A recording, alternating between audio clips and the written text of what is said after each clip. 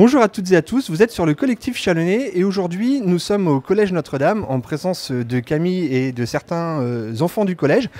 Camille, vous nous avez fait une démonstration à l'occasion du passage de la flamme sur Châlons. Est-ce que déjà vous pouvez vous présenter pour les Chalonnais qui toutefois ne vous connaîtraient pas? Bonjour à tous, alors moi c'est Camille, je fais du breaking, donc je suis une big girl, c'est comme ça qu'on appelle les danseurs de breaking, big girl pour les filles, big boy pour les garçons. J'ai été 3 fois championne de France, j'ai un titre de championne du monde au Battle en 2018 qui s'appelle Unbreakable et un titre de vice-championne du monde au Battle of the Year. Un palmarès qui commence déjà à causer quand même malgré tout, ce qui nous rend d'autant plus fiers de pouvoir vous accueillir aujourd'hui. Et puis, alors ce que nous a expliqué Émilie tout à l'heure, la discipline cette année fait partie des disciplines olympiques et c'est aussi dans ce cadre-là que vous êtes présente. Comment se prépare? Alors maintenant il y a une équipe de France qui s'est constituée, qui s'entraîne à l'INSEP, parce qu'il y a un pôle breaking qui a été créé à l'INSEP. Et là c'est toujours les phases de qualification, on saura seulement en juin qui sera la personne qui participera aux Jeux Olympiques. Une seule personne? Alors ça peut être une personne, une fille ou 2 filles maximum, et pareil chez les garçons parce qu'il y a 2 catégories, catégorie homme, catégorie femme, et il y a 1 ou 2 personnes maximum par pays. Et l'épreuve olympique, elle se passe comment? Il y a différentes c'est un peu comme en patinage ou des choses comme ça, il y a des figures imposées, on ne sait pas trop comment ça se passe. Alors il n'y a pas du tout de figure imposée, faut savoir que le breaking c'est un sport mais c'est aussi un art, donc c'est très important de venir et représenter son propre style, sa créativité, ça marque énormément de points. Donc c'est sous forme de battle, c'est un affrontement entre 2 personnes, une personne, une autre.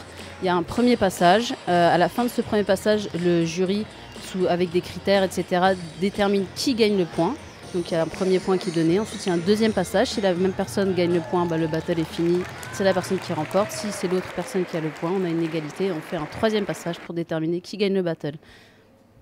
Donc c'est plusieurs étapes qui permettent effectivement d'être sacré. Ça serait, en tout cas c'est tout le mal qu'on vous souhaite, ça serait un titre complémentaire à un palmarès qui est déjà quand même plutôt bien garni.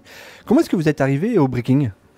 Alors parcours très particulier, je vais essayer de faire court parce que c'est un peu long, mais en gros j'ai voulu commencer le break quand j'avais 14 ans, mais à l'époque j'habitais en Picardie à Saint-Quentin et il y avait absolument personne qui faisait du break. Donc au fur et à mesure j'ai rencontré que des personnes qui faisaient de la danse debout, donc j'ai pas du tout commencé par le break, au final j'ai commencé par le pop. Et au final c'est seulement à 26 ans que j'ai commencé le break, donc j'ai commencé très tard, mais j'en suis fière parce que ça m'a permis de me prouver à moi-même que vraiment tout est possible. Et quand on a un rêve, il faut vraiment y croire jusqu'au bout. C'est très très important parce qu'on ne sait pas quand est-ce que ça va arriver. Et voilà. Mais en tout cas, il faut y croire et c'est aussi le message qu'on peut passer aux jeunes qui sont là. Certains ont pu danser avec vous, un message au-delà de ce message qui consiste à croire en ses rêves. Qu'est-ce que ça fait aussi de danser avec une jeune génération comme ça qui est venue en masse pour voir cette démonstration? La jeune génération, c'est le futur, donc c'est très important. Je suis très contente de les avoir vus danser et que je vois bien qu'ils aiment la danse. Donc voilà, la danse, c'est universel, ça existera toujours. Et ils l'ont encore prouvé aujourd'hui et je suis très fière d'eux. Bon, les jeunes, qu'est-ce que ça vous a fait de danser quand même avec une championne qui est plusieurs fois titrée et qui se prépare pour les Jeux Olympiques? Ça fait plaisir, c'est bien, c'est trop bien. C'est trop bien, c'est impressionnant aussi? Oui. Bon, tu t'es bien débrouillé quand même.